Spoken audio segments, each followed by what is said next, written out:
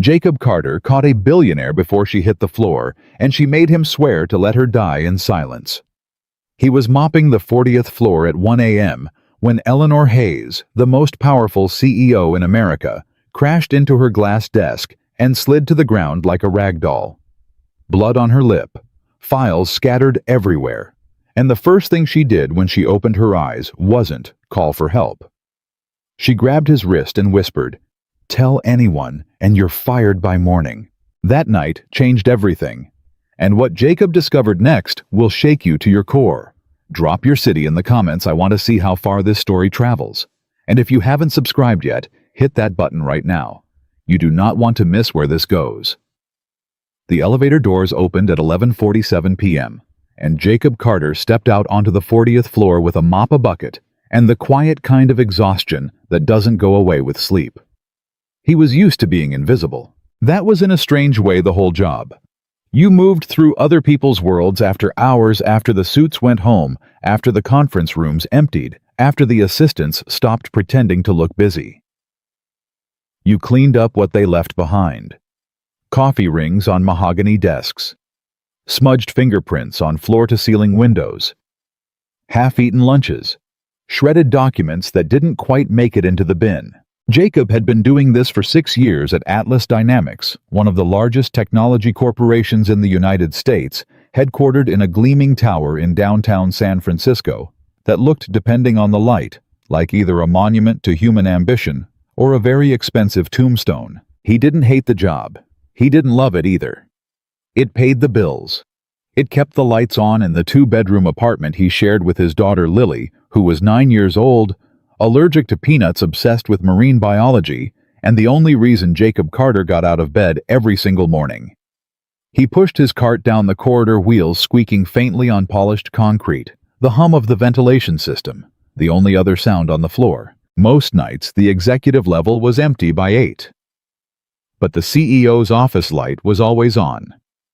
He had noticed it months ago.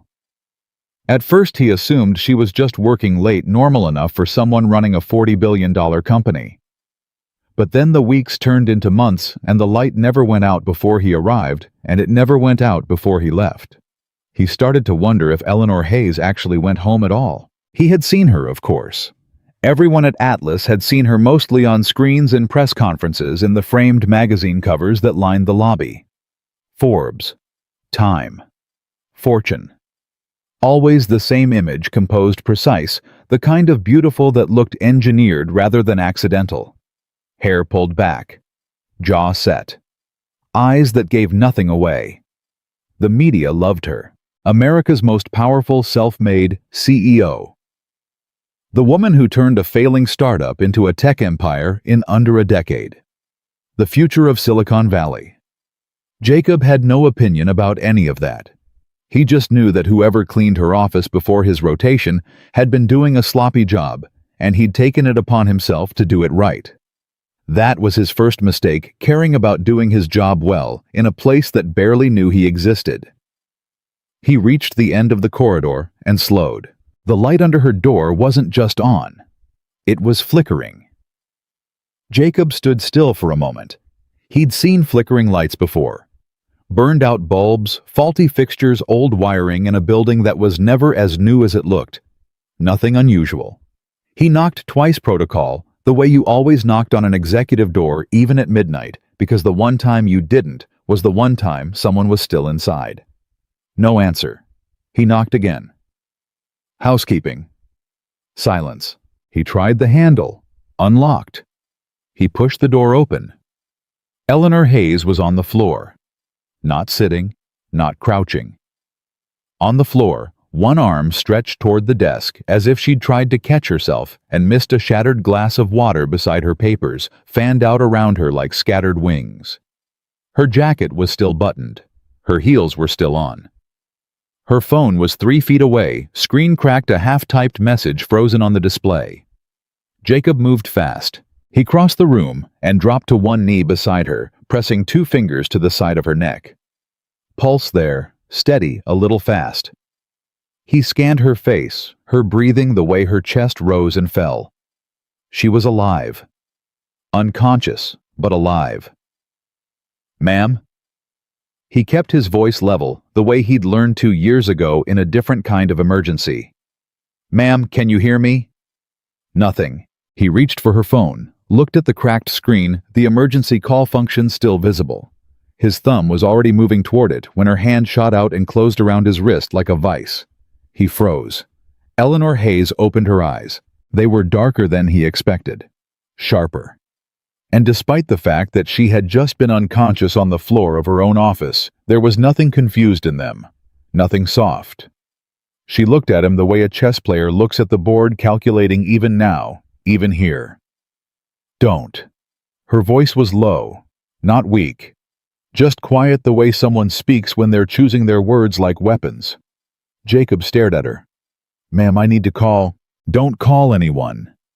She pushed herself up onto one elbow, and he watched the effort it cost her, the slight tremor in her arm, the split second where her jaw tightened against something that might have been pain. I'm fine. With respect, Jacob said carefully, you were unconscious on the floor. I was resting. That's not what resting looks like. Something moved across her face, not quite anger, not quite surprise. More like she was recalibrating the way a machine adjusts when it encounters unexpected resistance. What's your name? She asked. Jacob Carter. I'm on the night cleaning crew. How long have you worked here, Jacob? 6 years. She sat up fully now, smoothing her jacket with one hand, as if she could iron out what just happened through sheer force of presentation. Her eyes went to her phone on the floor, then back to him. 6 years is a long time, she said. Long enough to understand that what happens in this office stays in this office. Ms. Hayes, if you want to keep your job, she said, and her voice didn't rise, didn't threaten, didn't perform. It simply stated the way you state a fact about weather or math. You will go back into that hallway, finish your rounds, and forget everything you saw in the last 3 minutes. Jacob looked at her. He thought about Lily at home, asleep in her bed with a stuffed whale shark named Douglas that she'd had since she was 4. He thought about the rent check due on the 1st, the medical bills from last spring, the savings account that was trying its best and failing. He thought about all the reasons to stand up, say yes, ma'am, and walk out that door. Okay, he said. He stood. He picked up his mop, and he walked out. But he didn't forget. 3 weeks later, it happened again. Jacob was 2 offices down when he heard it, a sharp sound, something between a gasp and a cough, and then a heavy thud that vibrated through the floor. He was at her door in under 10 seconds. This time, he didn't knock. She was on her knees behind her desk, one hand gripping the edge, the other pressed to her mouth. When she pulled it away, there was red on her palm. Blood. Not a scrape. Not a cut. She had coughed blood. Jacob crossed the room. Eleanor? He'd never used her first name before. It came out before he could stop it. She looked up at him, and for the first time the calculation in her eyes was replaced by something else entirely. Fear. Not of him. He understood that immediately. She was afraid of herself, of what her body was doing without her permission. It's nothing, she said, but her voice cracked on the last word, and they both heard it. It's not nothing. Jacob grabbed the small trash can from beside the desk, set it next to her crouched down so they were at eye level. How long has this been happening? She looked away. Ms. Hayes, how long? A long pause. Long enough that he thought she wasn't going to answer. 7 months, she said finally. 7 months. Jacob sat back on his heels and looked at her. Really looked at her maybe for the first time. Past the tailored jacket and the perfect posture. Past the woman who graced magazine covers and moved markets with a single press statement. She looked exhausted. Not tired the way people get after a long week. Exhausted the way something looks when it has been running past its limit for so long it has forgotten what the limit felt like. There were shadows under her eyes that her makeup didn't quite cover. A thinness to her face that hadn't been there in the lobby portraits. A slight tremor in her right hand that she controlled by pressing it flat against her thigh. You need to see a doctor, Jacob said. I've seen doctors. And she said nothing. Eleanor. The use of her name again made her blink. Made her look at him like she was trying to figure out who exactly gave him permission to exist in her world this way. They want me to start treatment, she said. It would mean reducing my workload, stepping back from several key. That's not a medical problem, Jacob said quietly. That's a choice. The words landed. He watched them land, watched her mouth tighten, watched some emotion move through her eyes that she immediately pushed back down. You don't understand what stepping back would mean, she said. I understand what not stepping back would mean. Silence. She looked at him for a long moment. Then she looked down at the blood on her palm. You have a daughter, she said, and he went very still. Lily, 9 years old. Her emergency contact is on file in HR because she's listed as your dependent under the company health insurance. It wasn't a threat. Not exactly. But it wasn't nothing either. Yes, Jacob said. She's my whole world. Then you know what it means to do things that cost you everything, Eleanor said, because the alternative is worse. He wanted to argue. He had the argument right there sitting on his tongue, that running yourself into the ground wasn't the same thing as protecting someone you loved, that there was a difference between sacrifice and destruction, that his daughter needed him alive, and he suspected, even if she'd never say it, that Atlas Dynamics needed Eleanor Hayes the same way. But he saw something in her face just then that stopped him. Not the CEO, not the icon. Just a woman on her knees with blood on her hand, holding herself together through nothing but will and terror. He recognized that look. He'd seen it in the mirror every morning for 3 years after his wife died. Okay, he said for the second time. He stood, handed her a clean cloth from his cart. I'll be back tomorrow night, he said, as if that were a completely normal thing to say under the circumstances. He turned and walked out. He started paying attention the way only invisible people can. Jacob had always been good at noticing things that other people overlooked, mostly because other people had stopped looking at him years ago.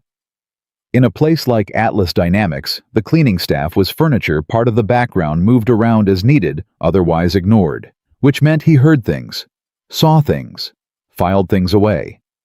He began to catalog what he observed, the pill bottles in her desk drawer visible when he cleaned around them. 3, sometimes 4 different medications, none of them with labels he recognized from his wife's illness, all of them prescription strength. He didn't touch them, just noted them. The half-eaten meals left on her desk every morning, evidence that food was being brought to her and remaining mostly untouched. He tracked the pattern. Monday, she ate breakfast. Tuesday, nothing until mid-afternoon. Wednesday, nothing at all. By Thursday, her hands shook through her video calls, which he could hear faintly through the glass as he worked the corridor. The coughing which she had learned to muffle by pressing a folded handkerchief against her mouth. He heard it anyway, the night she slept on the office couch. He knew because he found the blanket she kept in the bottom cabinet, precisely folded each morning as if she could erase the evidence of how she'd spent the night. He wasn't stalking her, he was bearing witness. There's a difference, and Jacob Carter understood the difference deeply, because no one had borne witness for him when his wife Sandra was sick, and he had promised himself years ago that he would never let another person drown quietly, while he stood on the shore, looking the other way. 3 weeks after the second collapse, Jacob came in on his day off. He sat in his car in the parking garage for 20 minutes, arguing with himself. He was a janitor. She was a billionaire CEO. He had no standing here, no authority, no right to push himself into her life. He went in anyway. He took the elevator to 40. He knocked on her open office door at 6 in the evening when the floor was still half occupied and said, "Ms. Hayes, do you have a minute?" She looked up from her monitor.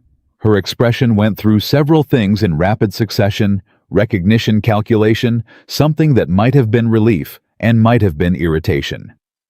"My office hours for staff concerns." "This isn't a staff concern," Jacob said. "It's a personal one." She looked at him for a long moment. "Close the door," she said. He did. He sat down across from her without being invited, which he could see startled her. "I want to tell you something," he said, "and I need you to hear it before you tell me it's none of my business." She said nothing, which he took as permission. "My wife's name was Sandra," Jacob said. "She was 34 when she got sick. We were told she had options, good ones. We were told if she got treatment early, the odds were on our side." He paused. She kept pushing it back. There was always something. A family obligation, money concerns. She didn't want to scare Lily. She didn't want anyone to think she was... He stopped, looked down. She didn't want anyone to see her as weak. Eleanor hadn't moved. By the time she stopped pushing it back, Jacob said the options were different. He looked up. She died 14 months after the diagnosis that should have caught it in time. Lily was 5. She doesn't really remember her mother's face, except from photographs. The office was absolutely quiet. Eleanor Hayes, who ran boardrooms and press conferences and quarterly earnings calls without flinching, was staring at him with an expression he'd never seen on a magazine cover. "I'm not telling you what to do," Jacob said. "I know I have no right to do that. You don't know me, and you have every reason to tell me to get out of your office and mind my own business." He stood. "But I couldn't drive home knowing I didn't say it. Whatever is happening to you, Ms. Hayes, whatever you're trying to manage alone in this office every night." He shook his head. "You deserve help. That's not a weakness. That's just a fact." He walked to the door. "Jacob." He stopped. He turned. Eleanor was looking at him, and she looked like someone who hadn't been called by a name in a very long time, someone who had been called a title and a function and a symbol, but not a person. "The medication isn't working," she said. Her voice was flat, informational, like she was reporting on a situation that was happening to someone else. "There's a specialist in Chicago who thinks there's a treatment approach that hasn't been tried. But it requires 6 weeks of reduced activity. 6 weeks, Jacob, when I have a $2.3 billion acquisition closing in 8.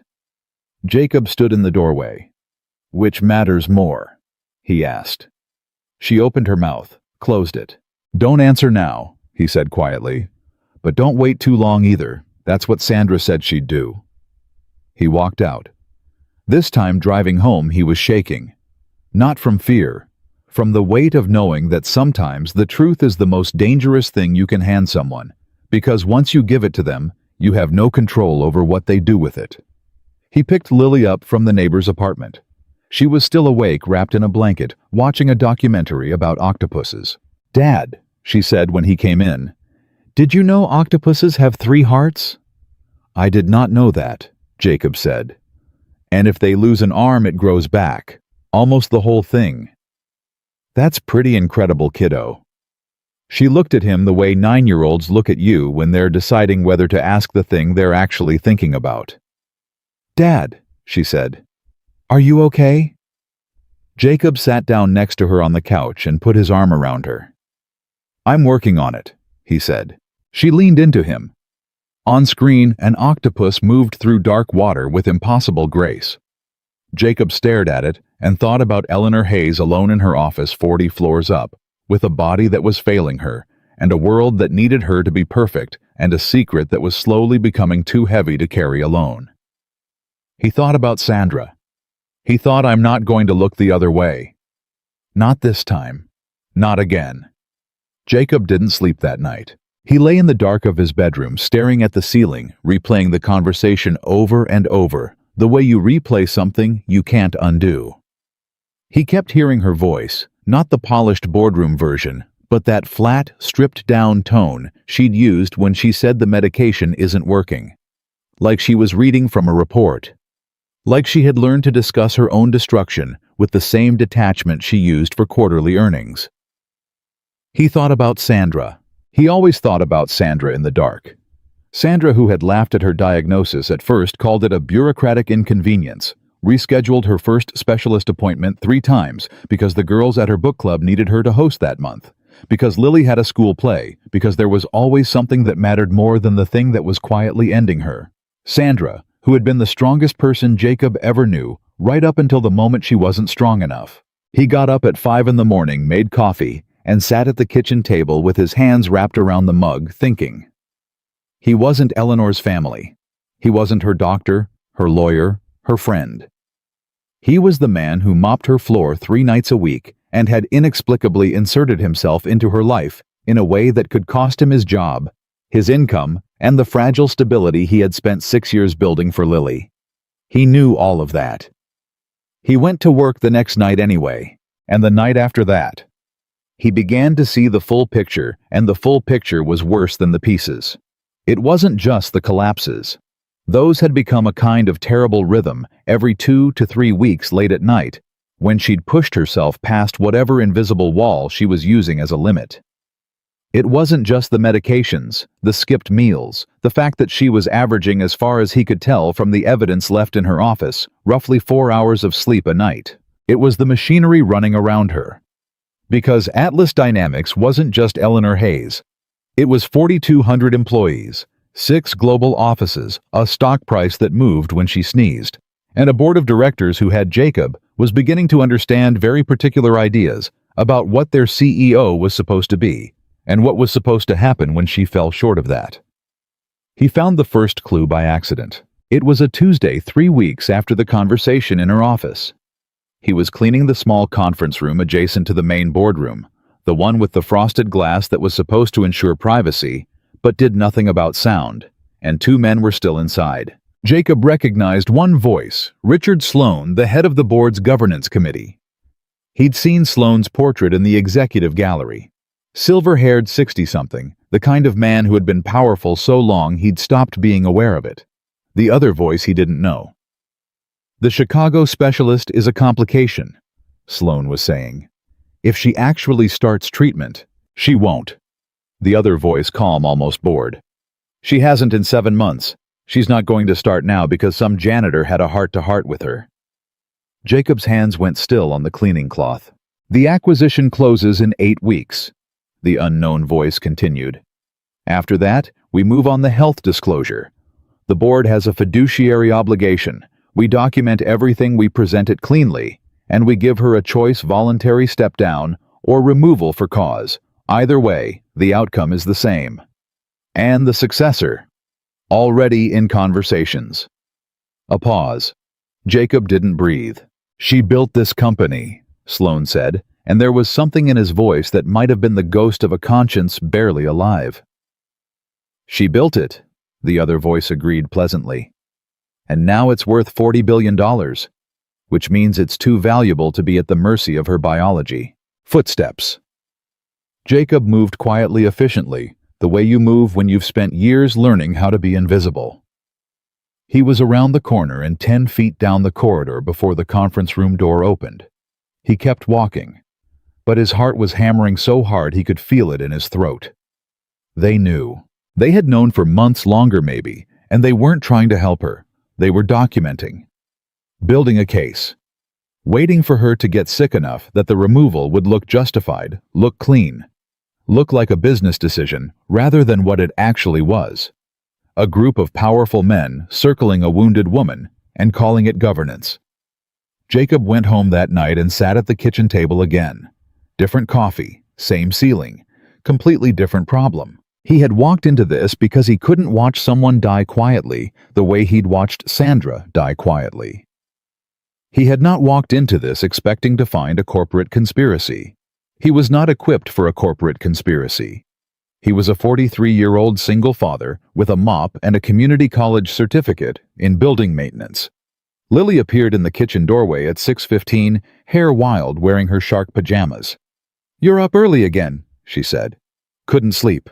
She padded over and climbed into the chair across from him, tucked her feet under herself. "Is it work stuff?" "Sort of." She tilted her head. "Is someone being mean to someone?" Jacob looked at his daughter. 9 years old, and she had always had this quality, this absolute uncanny ability to locate the exact center of a situation with the precision of someone 4 times her age. "Yeah," he said. "Something like that."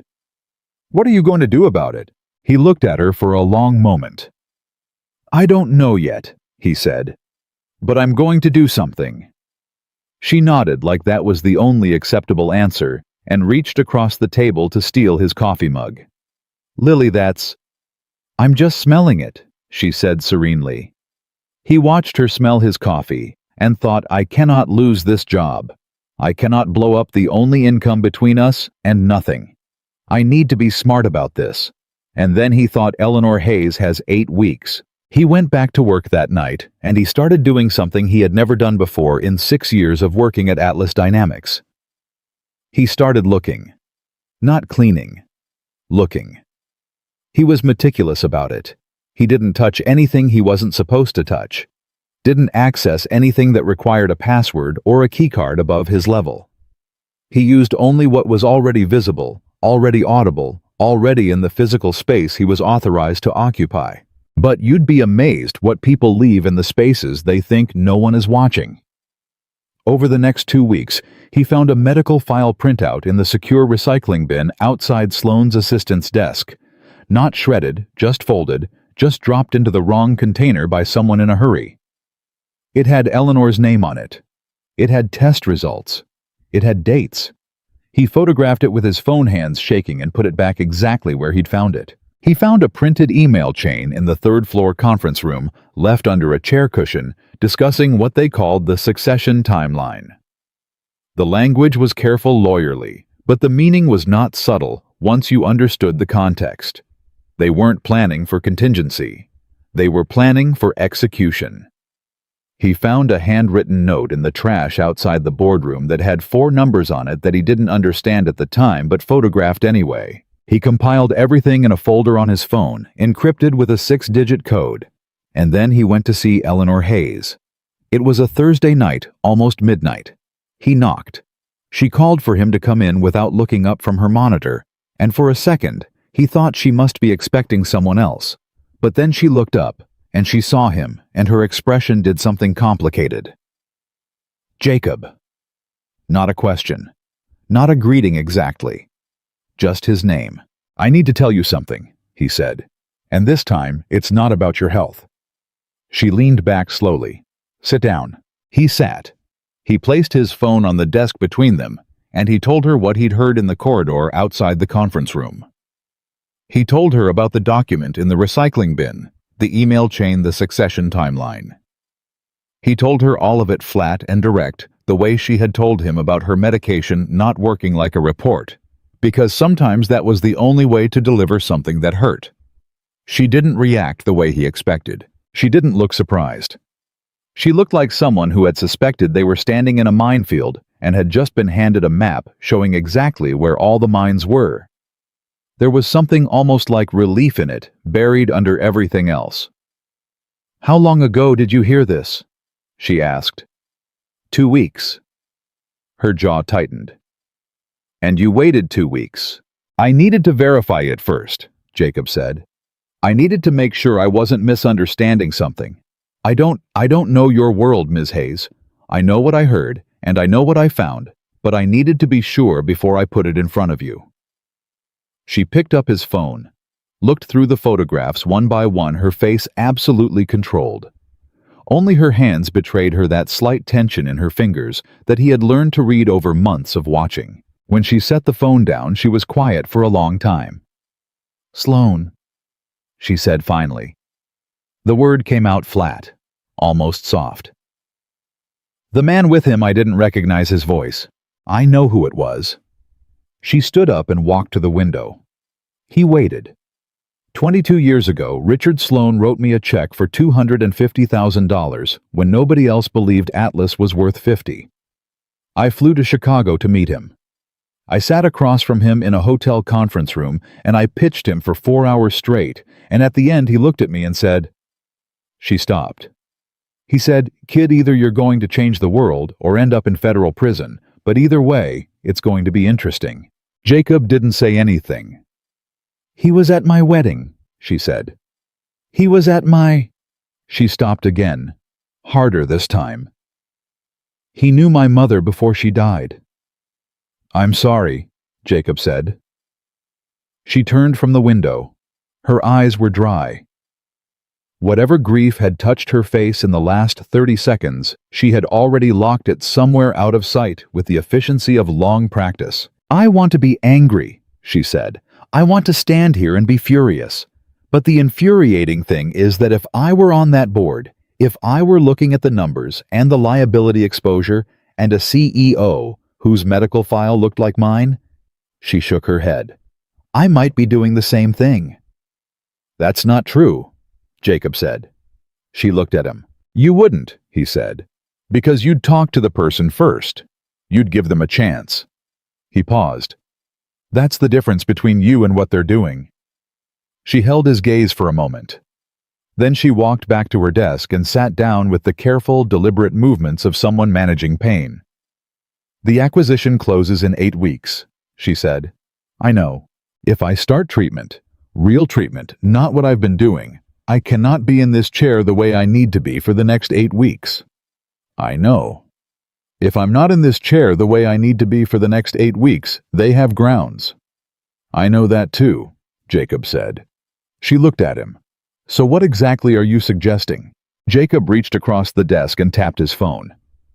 "I'm suggesting that what I found is a beginning, not an end. There's more in that building.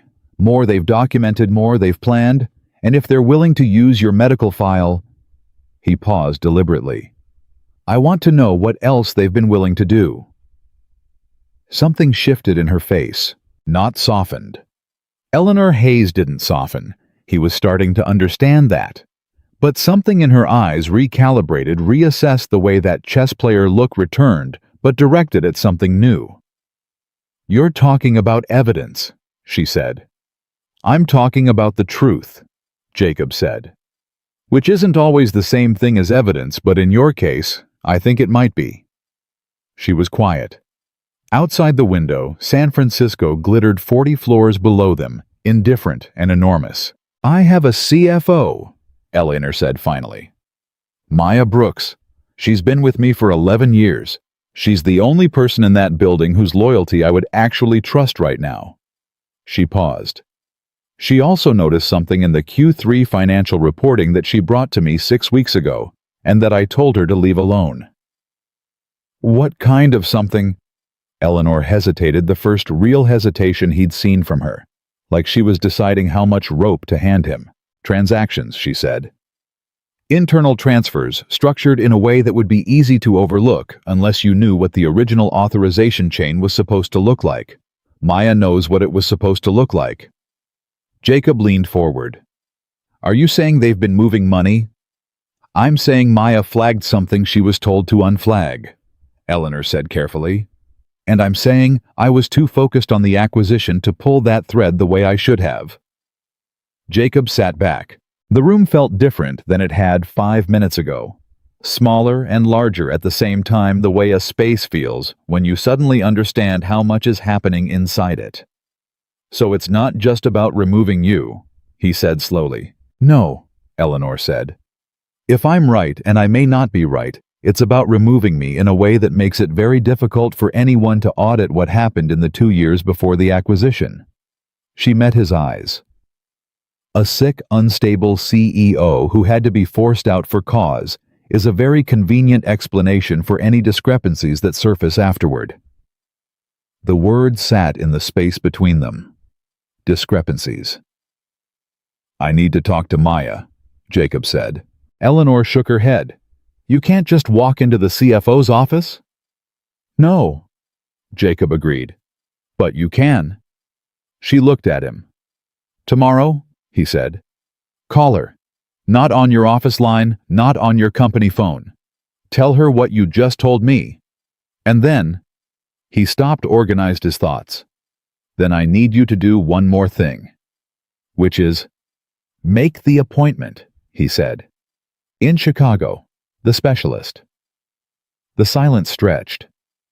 "Jacob, listen to me." He leaned forward. "If this gets ugly, and I think it's going to get ugly, you need to be the person who was actively seeking treatment, not the person who was hiding in her office, refusing it. That's not just your life we're talking about now. That's your defense." She stared at him. He watched the calculation happen in real time, the way she processed it, not as a personal concession, but as a strategic necessity, and he understood that sometimes the only way to reach certain people was to speak the language they already knew. "You're not just a janitor," she said. "No," Jacob said quietly. "I'm a man who lost someone because nobody in the room said the hard thing. I'm done being that room." Eleanor Hayes looked at him for a long moment. Outside somewhere below, a siren wailed and faded. "All right," she said. It came out almost inaudible, like a word she hadn't said in a very long time. "All right," Jacob nodded. He stood, picked up his phone, and walked to the door. "Jacob."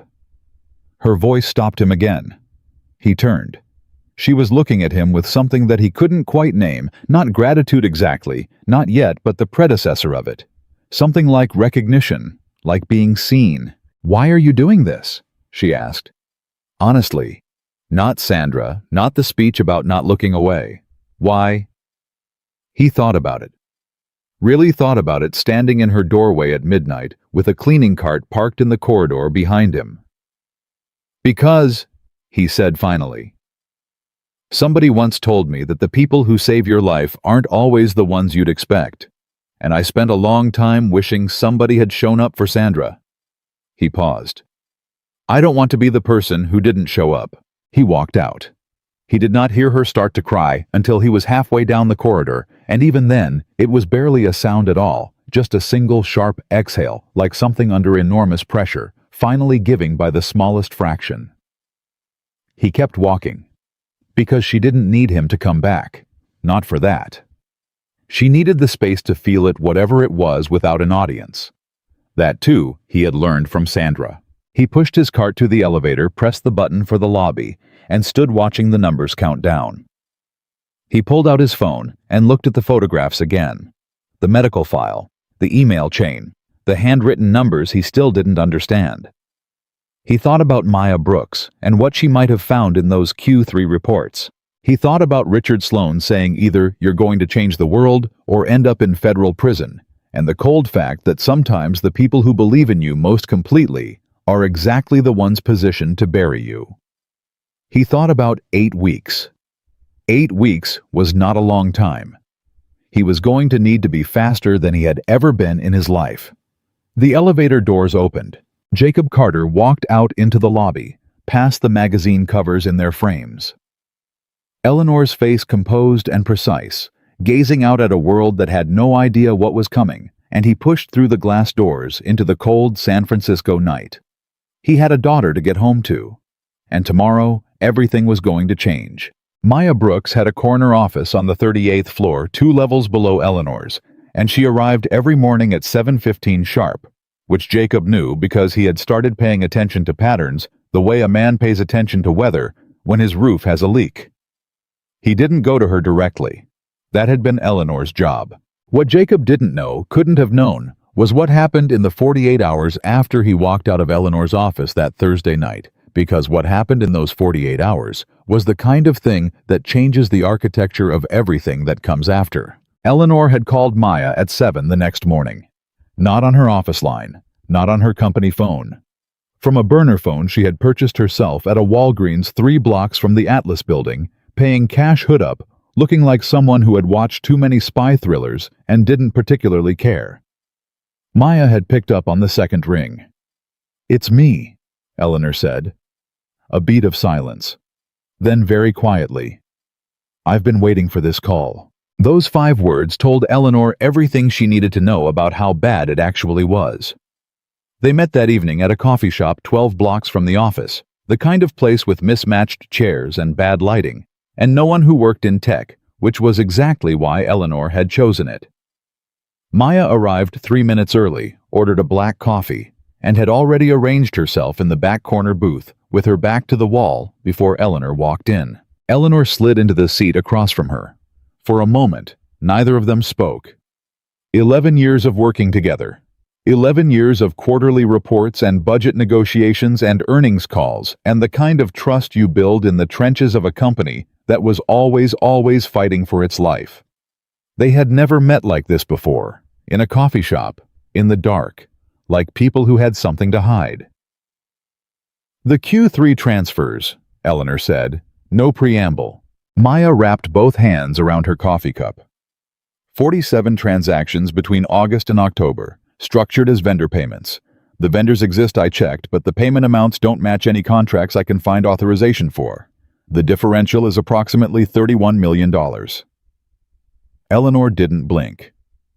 Routed where? 3 layers of shell entities before I lost the thread. But the origination point is consistent. Maya paused. It always traces back to a holding company called Veritas Capital Partners. I don't know that name. You wouldn't? Maya said. It was incorporated in Delaware 18 months ago. Single managing member. She reached into her bag and pulled out a folded piece of paper, not printed from her work computer, Jacob would later learn, but from her personal laptop at home. She slid it across the table. Eleanor unfolded it, read the name. Her face went very still. He's on the board, Eleanor said. He's on the board, Maya confirmed. The name on that paper Jacob wouldn't learn until later. But what Eleanor told him when she called him the next morning from the same burner phone at 6:45 a.m. while he was making Lily's lunch was enough. It's not just Sloan, she said. Her voice was controlled, but he could hear the effort it cost. There are at least 2 board members involved. They've been siphoning funds through the acquisition process, using Atlas money to pre-position investments in the acquiring company. When the merger closes, they make approximately $90 million on the back end. She paused. My removal isn't just about my health, Jacob. My removal is about making sure I'm not sitting in the CEO chair when someone starts asking where $31 million went. Jacob sat down heavily on the kitchen chair. Lily was still asleep. The apartment was quiet. They're going to use your illness to discredit you, he said slowly. So if you raise the financial irregularities after the fact, it looks like a sick woman trying to claw back control. Yes. And if you raise them before you're removed, then I need proof, Eleanor said. Not Maya's spreadsheet, not your photographs, actual documented legally defensible proof that holds up when they push back with their lawyers, which will happen within about 45 minutes of me opening my mouth. Jacob thought about the handwritten numbers he'd photographed in the trash outside the boardroom. He'd looked at them again the night before. 4 numbers. He'd thought they were a code, a reference number, something internal. But now, hearing Maya's word shell entities, he pulled up the photograph again on his phone. Eleanor, he said. I have something. I don't know if it's anything, but I need someone who knows what they're looking at. He texted her the photograph. 10 seconds of silence. Where did you find this? Her voice had changed. Trash can, outside the boardroom, 3 weeks ago. Jacob. Another pause, longer this time. This is an account number. A partial one, but this matches the format of the intermediary accounts Maya traced before she lost the thread. He closed his eyes. Get it to Maya, he said. Today. Already texting her, Eleanor said, and then, as if remembering something, I made the appointment. Chicago, Dr. Reeves, 2 weeks from Thursday. Good, Jacob said. It doesn't feel good. It never does, he said. Do it anyway. She hung up. Jacob sat there for a minute in the quiet kitchen, listening to Lily breathe in the next room, and felt the particular vertigo of a man who set out to help someone stay alive and has somehow ended up inside a financial crime. He was going to need help. Not from anyone at Atlas. Not from anyone connected to Eleanor, because everyone connected to Eleanor was either compromised or at risk. He needed someone outside the building, outside the industry, someone who understood how to look at what he had and tell him whether it was enough. He thought for a long time. Then he called his brother-in-law, Dennis. Dennis Reyes had spent 12 years as a forensic accountant before moving to a small consulting firm in Oakland. He was also, in Jacob's experience, the most relentlessly skeptical person alive, which was exactly what Jacob needed. I need a favor, Jacob said when Dennis picked up. And I need you to not ask me too many questions about how I got what I'm about to show you. A long pause. Jacob, what have you gotten yourself into? Something I couldn't walk away from. Another pause. When? Tonight, if you can. Dennis came over at 8 after Lily was in bed. Jacob spread everything out on the kitchen table, the photographs, the descriptions of what Maya had found, the partial account number, the printed email chain with its careful language about succession timelines and fiduciary obligations. Dennis didn't say a word for 20 minutes. He just looked, moved things around, looked again. Then he sat back and looked at Jacob with an expression that Jacob did not find reassuring. "This is real," Dennis said. "I know it's real." "No, I mean, this is serious, Jacob. This isn't some internal HR dispute. If what your CFO found is accurate, and if this partial account number connects where I think it might connect, you're looking at securities fraud, potentially wire fraud, the kind of thing that ends careers and starts federal investigations." Jacob nodded slowly. "Can it be proven? With the right forensic access?" "Yes, probably." Dennis tapped the account number photograph. "But this alone isn't enough. You'd need the full transaction records, the authorization trails, the correspondence that shows intent. Maya would need to formally document everything through proper channels. If she does that through proper channels, they'll know she's doing it." Dennis looked at him steadily. "Yes, they will." Jacob rubbed the back of his neck. "How long would it take them to move the money somewhere untraceable once they know someone's looking?" Dennis didn't answer immediately. That was answer enough. "Fast," Jacob said. "Very." Jacob stood up and paced. His kitchen was small enough that pacing meant 4 steps in each direction, which was almost worse than standing still. "There's a board meeting in 6 weeks," he said. That's when Eleanor said they're planning to make their move. Force the vote on her removal. 6 weeks isn't a lot of time. No. Does she have legal counsel? Someone she trusts outside the company? I don't know. Dennis leaned forward. She needs a securities attorney, Jacob. Today, not tomorrow. And not someone connected to the Atlas legal department because you don't know how deep this goes. He paused.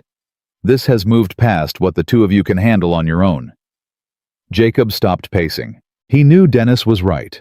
He had known it somewhere in the back of his mind since Eleanor said the word fraud. But hearing it stated plainly by someone whose job had been to find exactly this kind of thing made it real in a way it hadn't been before. "Okay," he said. "Okay, what?" "Okay, I'm going to make some calls tomorrow."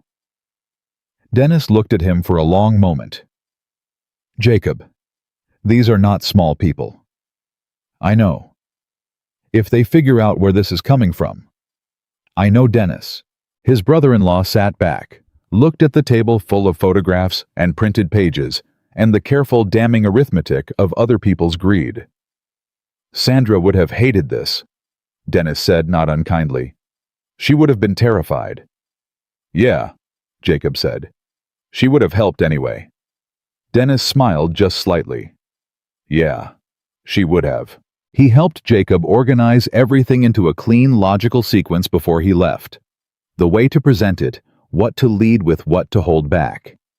He also gave Jacob the name of a former colleague, a woman named Patricia Osei, who had left forensic accounting to become a securities attorney, and who Dennis described as, quote, "the most aggressively ethical person I have ever met in my life, which is exactly what you need right now." Jacob called Patricia Osei the next morning. She asked him 3 questions. He answered 2 of them. The third, how he had obtained the documentation, he answered carefully, explaining only what was necessary. There was a pause. "Are you an employee of Atlas Dynamics?" she asked. "Yes." "In what capacity?" he told her. Another pause, longer this time. "Mr. Carter," she said, "I'm going to ask you to bring me everything you have. Not copies, everything. And I'm going to need to speak with Ms. Hayes directly." "I can arrange that. Today." "Today," he confirmed. He called Eleanor on the burner. She was in the middle of a call with Singapore. She put Singapore on hold.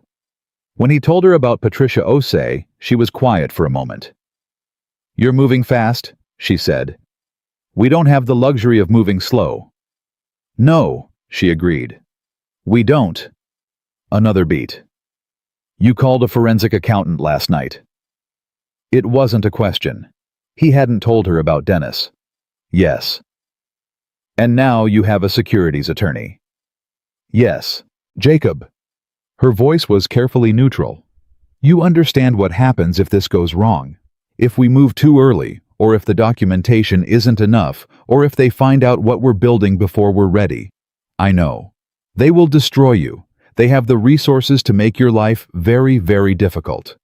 Ms. Hayes, Jacob said, and his voice came out steadier than he felt. They already tried to let you die.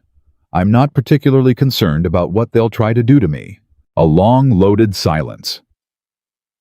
All right, Eleanor said. For the second time. The same two words, but they landed differently, this time heavier, more committed the way someone sounds when they stop hedging. Patricia Osei met with both of them that afternoon in her office in the financial district. A spare room with no framed diplomas on the walls, and a very large whiteboard that she filled over the course of 2 hours, with a diagram that looked like a city map drawn by someone in a controlled panic. She asked questions with the precision of a surgeon, dismissed anything that wasn't documentable, and circled back 3 times to the partial account number before declaring it the most important piece of evidence in the room. This connects, she said, and tapped the whiteboard. If we can get the full transaction chain from Ms. Brooks in a way that preserves the chain of custody, and if we can establish the timing relative to the acquisition negotiations. She paused. This isn't just a board dispute. This is a federal matter. Eleanor sat across from her hands folded on the table. What's the risk to Maya? Significant, Patricia said without softening it. She's a whistleblower, which gives her some protection. But that protection isn't instant, and the people you're describing will not observe it voluntarily. Is there a way to protect her? Patricia looked at Eleanor with something that might have been surprise. Most clients in your position ask about protecting themselves first. Maya has worked for me for 11 years, Eleanor said. She flagged this when she could have ignored it. She deserves protection first. Patricia made a note. I'll need 48 hours to structure the filing properly. If we do this right, we go to the SEC and the board simultaneously in a way that doesn't give either side time to react before the other knows. She looked at Jacob. And you need to not go back to that building tonight. Jacob blinked. I work tonight. Call in sick. I can't just... Mr. Carter. Patricia's voice was not unkind, but it was very firm. You are the most important witness in this room, and right now the people you work for do not know that. The moment you set foot in that building, while we are actively building this case, the risk goes up exponentially. Take a sick day. Jacob thought about his paycheck, about the half-day deduction policy, about the rent check due in 12 days. Fine, he said. 1 day. 2, Patricia said. 1.5, he said, and Eleanor made a sound that might in different circumstances have been a laugh. The next 48 hours were the longest of Jacob's life since the week Sandra died. He stayed home with Lily, who was home for a teacher workday, and they built a model of the solar system out of craft supplies and spent 3 hours watching marine biology documentaries. And he tried with everything he had to be fully present in his apartment with his daughter. While a securities attorney and a forensic accountant and a CFO, he had never met in person, worked 60 stories above the city to construct the architecture of something that could either save Eleanor Hayes or ignite a catastrophe. Lily, for her part, seemed to understand that her father was somewhere else in his head, even as he sat beside her. And she did the thing she sometimes did. She leaned against his arm and stayed there, solid and warm and real, which was more grounding than anything he could have asked for. On the second evening, his phone rang. Eleanor. Jacob. Her voice was different, tight, like a wire drawn to its maximum tension just before it snaps. He walked into the bedroom and closed the door. What happened? They moved the meeting. His stomach dropped. When? 3 days from now. Emergency board session. Sloan filed for a health and competency review. She stopped. Someone told them we've been meeting outside the office. Someone saw us or saw something and they moved the timeline up. 3 days, not 6 weeks. 3 days. Patricia, Jacob said immediately. Already called her. She says she needs at least 5 days to file properly. Then she has 3. Jacob, she said, Eleanor. He sat on the edge of his bed. Listen to me. Is Maya ready?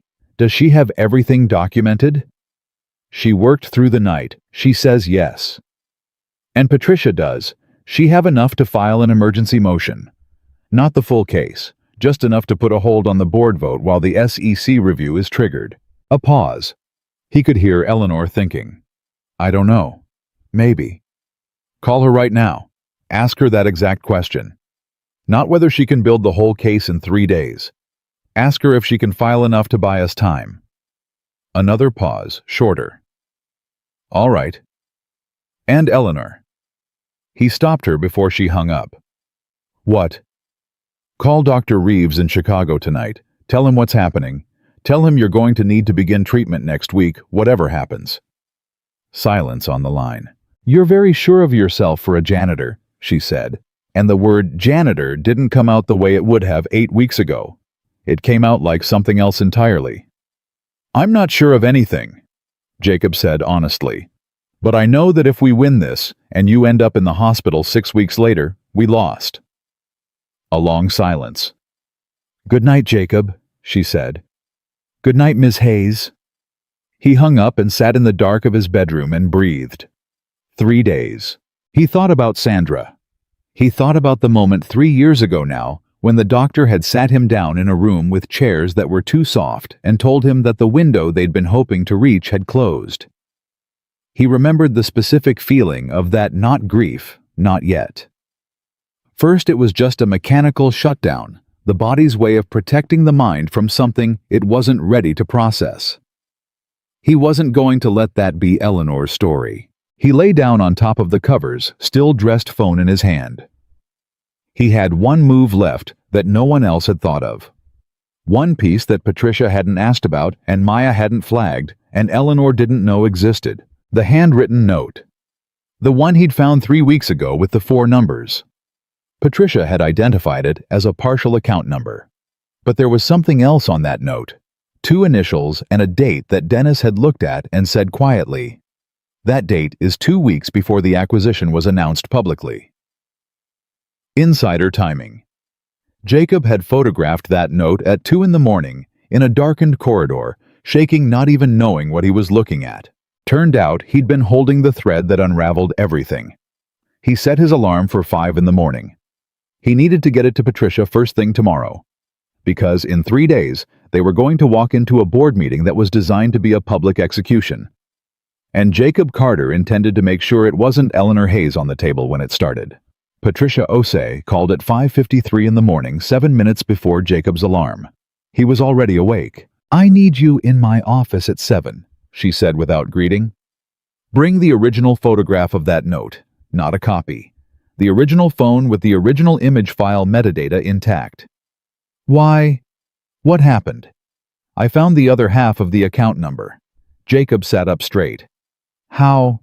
Because I didn't sleep, she said, and hung up.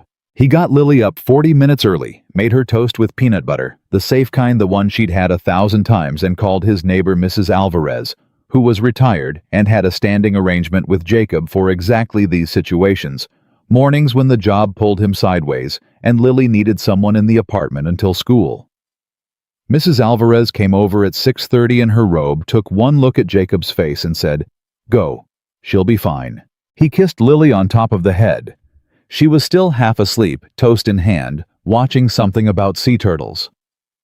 "Be good," he said. "Always," she said in the tone of someone who knew that was not always true, but chose optimism anyway. He was out the door before she finished the sentence. Patricia's office at 7 in the morning looked like the aftermath of a decision made at midnight and executed without mercy. The whiteboard had expanded onto a second rolling board. There were 3 laptops open on the conference table. A young associate Jacob hadn't seen before was cross-referencing something with the focused silence of a person who had been awake so long they'd passed through tired and come out the other side into a strange clarity. Patricia was standing at the whiteboard when Jacob walked in. She didn't say good morning. She pointed at the board. Veritas Capital Partners has a linked entity, she said. A second holding company incorporated in Nevada 14 months ago.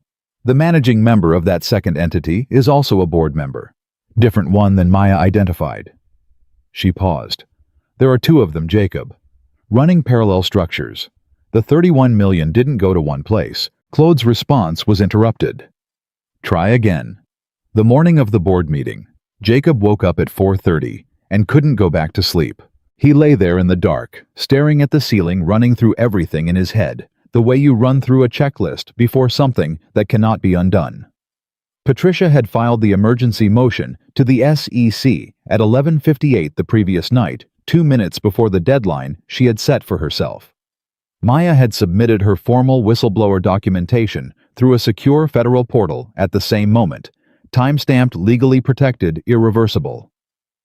The partial account number Jacob had photographed in a darkened corridor 3 weeks ago. The piece of paper that nobody thought mattered, dropped in a trash can. By someone who believed they were untouchable, had become the keystone of a case that now spanned 2 federal agencies and 4 shell companies across 3 states. All of that was done. All of that was in motion. What wasn't done was the board meeting, which was starting at 9 a.m. and which was still, as of this morning, scheduled to proceed exactly as Sloan and his allies had planned it. The SEC acknowledgement of Patricia's filing was not an injunction. It did not stop the vote. It simply meant that whatever the board decided this morning would happen under federal scrutiny, and the people in that room didn't know it yet. That was the only card left to play. And Jacob Carter, night cleaning staff, was going to have to walk into that room and play it. He got up, made coffee, sat at the kitchen table in the quiet. He thought about the first night. Eleanor on the floor, hand on his wrist, telling him to forget what he saw. He thought about how easy it would have been to do exactly that. How reasonable. How safe. He had a daughter. He had a job. He had a life that was fragile in the particular way that working people's lives are fragile. Not dramatic, not visible. Just balanced on a narrow edge where one wrong move costs you everything.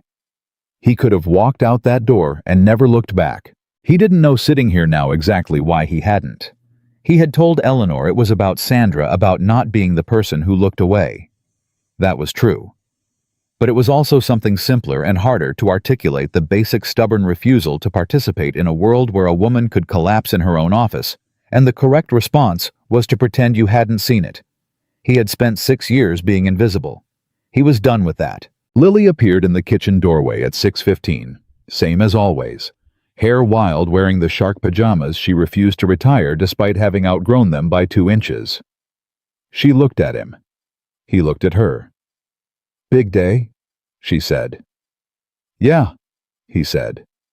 She came and sat across from him. Folded her hands on the table, the way she did when she was being serious. It was a gesture so like Sandra that it still stopped his breath sometimes, even now, even 3 years later. "You're going to be okay," she said. Not a question, a statement. Delivered with the absolute uncomplicated certainty of a 9-year-old who had decided that her father was capable of handling whatever the day held. Jacob looked at his daughter for a long moment. "Yeah," he said. "I am." He dropped her at school at 7:45, watched her walk through the doors without looking back the way kids do when they trust completely that the world is going to hold them. And then he drove to Patricia's office. She was already there. She hadn't gone home. The associate from the day before was still at the conference table, now running on what appeared to be his 4th cup of coffee, and the specific energy of someone who has crossed from exhaustion into mission. Patricia looked at Jacob when he walked in and said, "The SEC acknowledged receipt at 6 a.m. A preliminary investigator has been assigned. That's faster than I expected, which means someone there recognized the names on the filing." "Is that good?" Jacob asked. "It means we have teeth," she said. "It doesn't mean we have a gun. The board meeting is still happening, and Richard Sloan still has enough votes lined up to push the resolution through if Eleanor can't break at least 2 of them before 9 o'clock. Can she? Patricia paused. She's working on it. Jacob's phone buzzed. Eleanor. He stepped into the hallway and answered. 2 of them are wavering, Eleanor said. Her voice was tight-controlled, the voice of someone managing 17 things simultaneously. Chen and Ortega. They're not committed to Sloane's block. They came in undecided, and they've been watching the morning news. What's on the morning news? Nothing yet.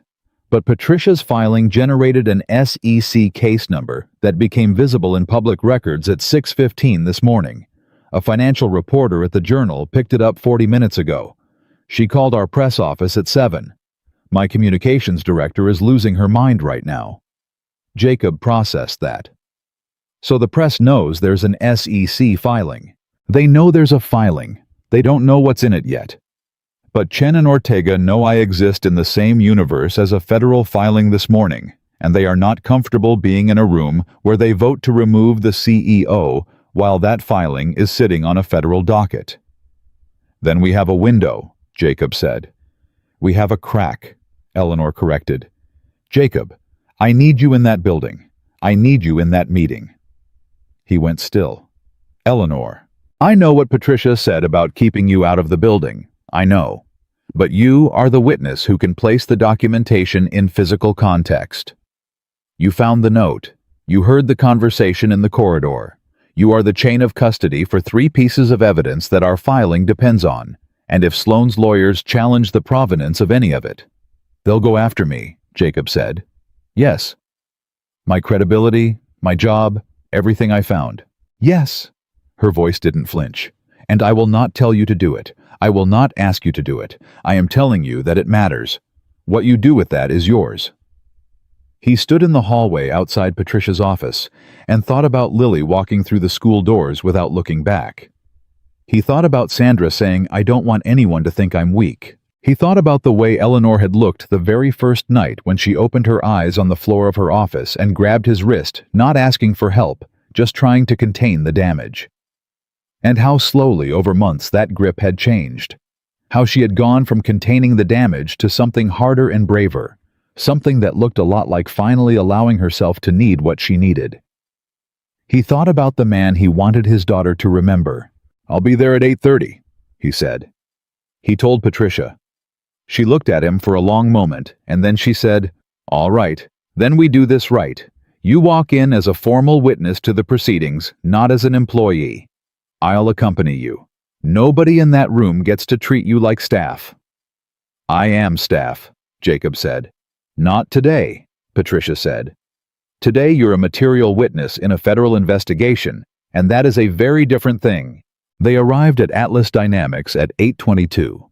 Jacob had worn the only suit he owned, the one from Sandra's funeral, let out slightly at the shoulders, because he'd put on muscle in the years since. Patricia walked beside him in a charcoal blazer that communicated without a single word that she had been in more high-stakes rooms than everyone in this building combined. The lobby guard Marcus had worked the morning desk for 4 years. He knew Jacob. He looked at him now with an expression of complete bewilderment. Mr. Carter. Morning, Marcus, Jacob said. You're not on the schedule for... He's with me, Patricia said, and placed a business card on the desk with the quiet authority of someone who had never once in her professional life raised her voice to get a door opened.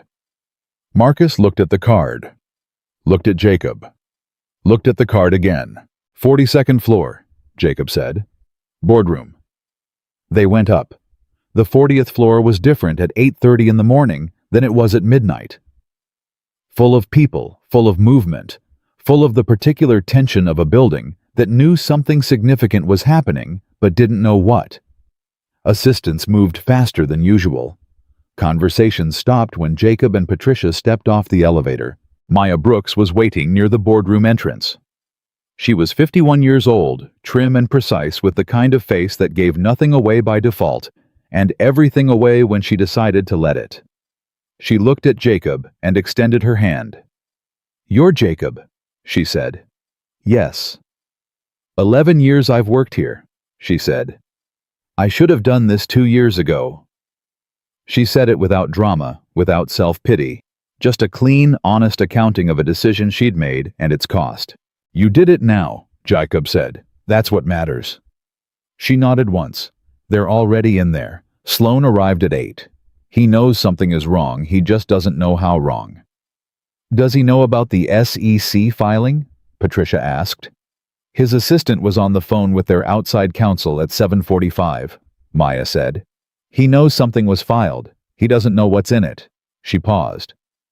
"He's going to push to start the vote before 9. He'll try to move fast." "Then we move faster," Patricia said. The boardroom doors were heavy glass and dark wood. Jacob had cleaned the corridor outside these doors 300 times. He had never been inside. He pushed them open. There were 11 people around the table. 8 board members, including Richard Sloan at the far end, silver-haired, commanding the kind of man who had been powerful so long he wore it like a second skin. 2 attorneys. And Eleanor Hayes, seated at the head of the table, spine perfectly straight, hands folded, looking for all the world like a woman who had not spent the last 14 hours building a legal case while also managing a company and a illness, and the specific exhaustion of someone fighting on 4 fronts at once. She looked at Jacob when he walked in. Something moved across her face that she controlled immediately. But he saw it. Gratitude and relief, and the particular expression of someone who had spent a very long time being alone in a room and has just seen across a crowded space a person who chose to show up. Sloan looked at Jacob with a different expression entirely. "This is a private board meeting," Sloan said. His voice was smooth, certain the voice of a man who had not yet processed that the room had changed. "Mr. Carter is here as a material witness," Patricia said, taking a position near the door that was not aggressive but was immovable. "And I am Patricia Osei, Securities Counsel. I need 2 minutes before these proceedings begin." "This is not a legal proceeding," Sloan said. "It is now," Patricia said. She placed a document on the table. Sloan's attorney reached for it. "At 11:58 last night, I filed an emergency motion with the SEC documenting evidence of securities fraud, insider trading, and material misrepresentation connected to the upcoming Atlas Meridian acquisition. The filing references transactions totaling approximately $67 million routed through 2 shell entities, the principals of which are members of this board." She let that sit for exactly 3 seconds. "The SEC has assigned a preliminary investigator.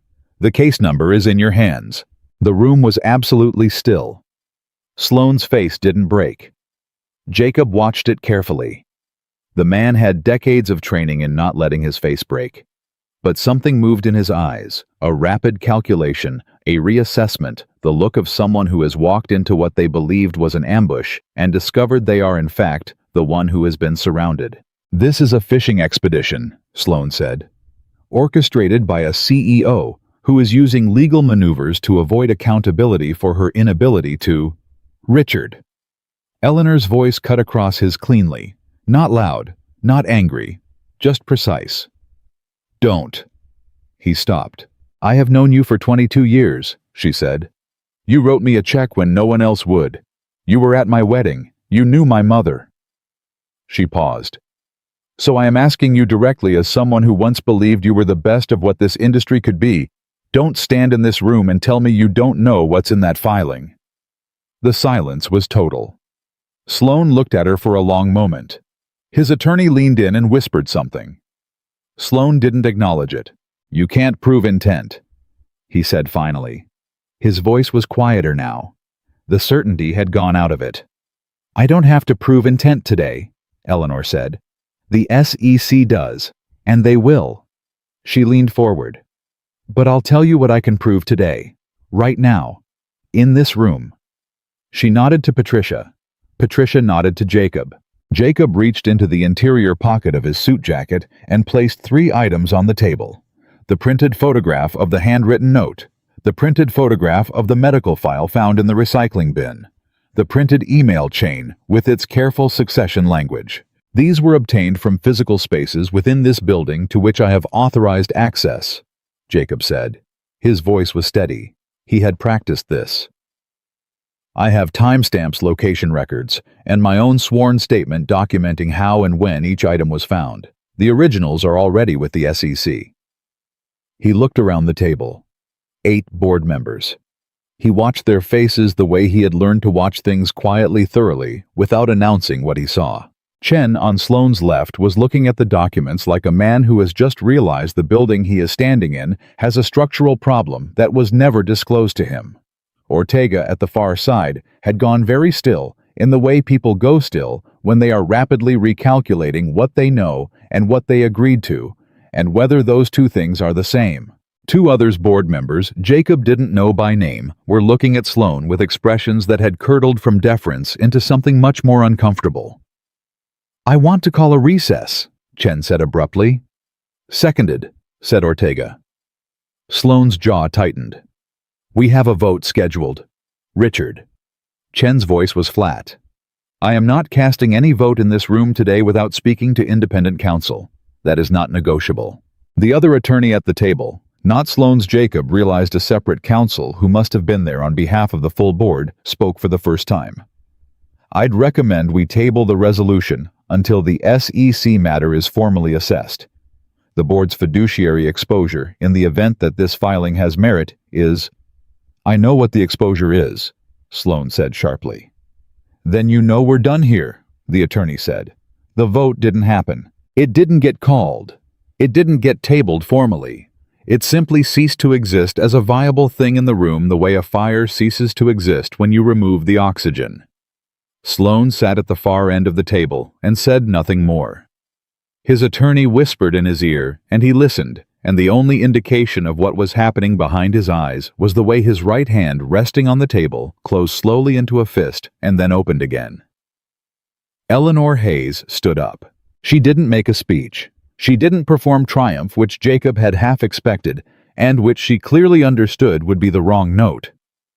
She simply said, "The resolution is tabled. I'm adjourning this meeting. Those of you who have questions about the SEC filing Patricia Ose's contact information is on the document in front of you. My door is open." She walked out. Jacob followed her into the corridor, and Maya followed him, and Patricia came last, and the 4 of them stood outside the boardroom in the particular quiet of something enormous that has just shifted. Eleanor turned to look at Jacob. She looked in that moment like a woman who had been holding her breath for 8 months and had finally in the last 30 seconds been given permission to exhale. "Okay," she said. "Just that." Jacob nodded. Maya put her hand on Eleanor's arm, the gesture of someone who has worked beside a person for 11 years and has never done this before and is doing it now because it is the only adequate response. Eleanor looked at her hand. Then she looked at Maya. "Thank you," Eleanor said. And then because she was who she was, she straightened. "Both of you, all 3 of you." She glanced at Patricia. "Send me your invoice." Patricia smiled, which was apparently a rare enough occurrence that her associate, who had followed them out, visibly startled. The investigation took 4 months. Sloane resigned from the board 6 days after the meeting, before the SEC could compel his removal. The second board member, a man named Gerald Fitch, whose name Jacob had not known until Patricia put it on the whiteboard, resigned a week later, citing personal reasons, which was the kind of language people use when personal reasons and federal investigation are the same thing. Both men retained criminal defense attorneys and declined to comment publicly. The $67 million, or what remained of it, was traced and frozen. The acquisition, the $2.3 billion deal that had been Eleanor's focus for 2 years, went through 6 weeks later, restructured and clean under SEC oversight, with 2 new independent board members in the seats Sloane and Fitch had vacated. Eleanor started treatment in Chicago the week after the board meeting, exactly as she had said she would. She was there for 3 weeks. She came back thinner, tired in a way she didn't try to hide anymore, and more herself than Jacob had ever seen her. He knew that because he saw her at the office, not in her office, not at midnight, not in the corridor with his cleaning cart. She had offered him a different position 3 months after the board meeting. Director of Employee Advocacy and Development, a role she had created specifically, she said. because Atlas Dynamics had a systemic problem with treating its workforce as invisible. And she needed someone who understood what invisibility actually looked like from the inside. He had taken 2 weeks to decide.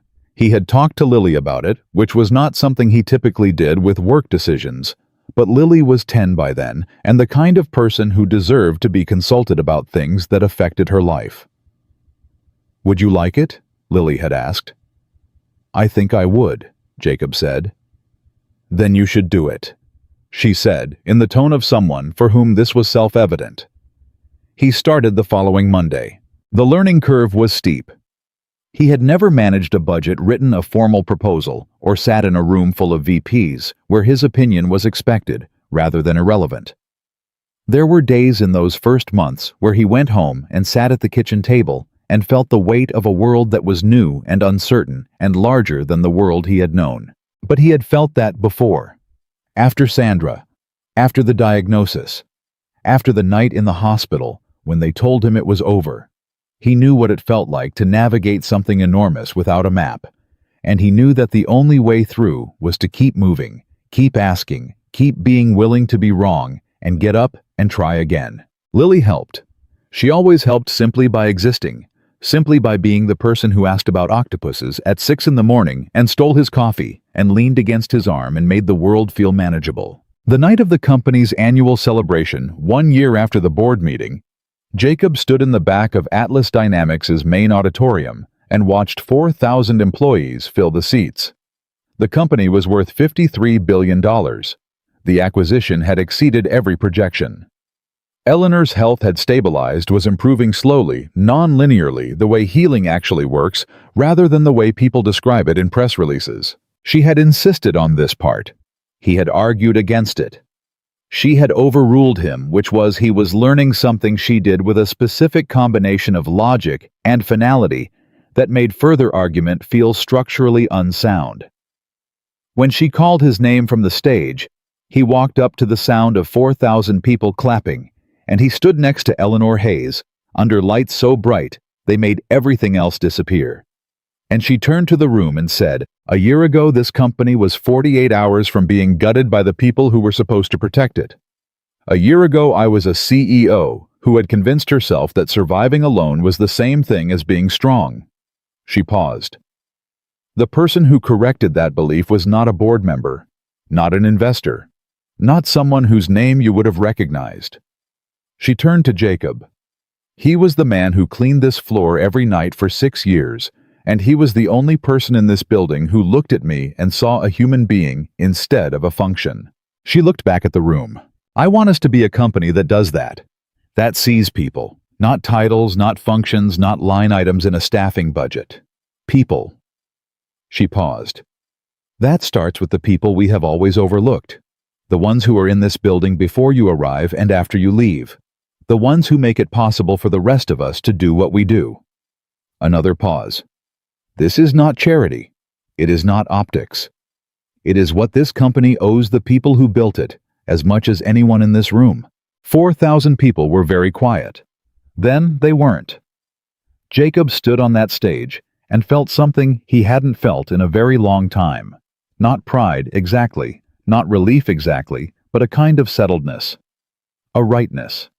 The particular feeling of having been exactly where you were supposed to be and having done exactly what you were supposed to do, not because someone asked you to, but because you couldn't do otherwise. He thought of Sandra.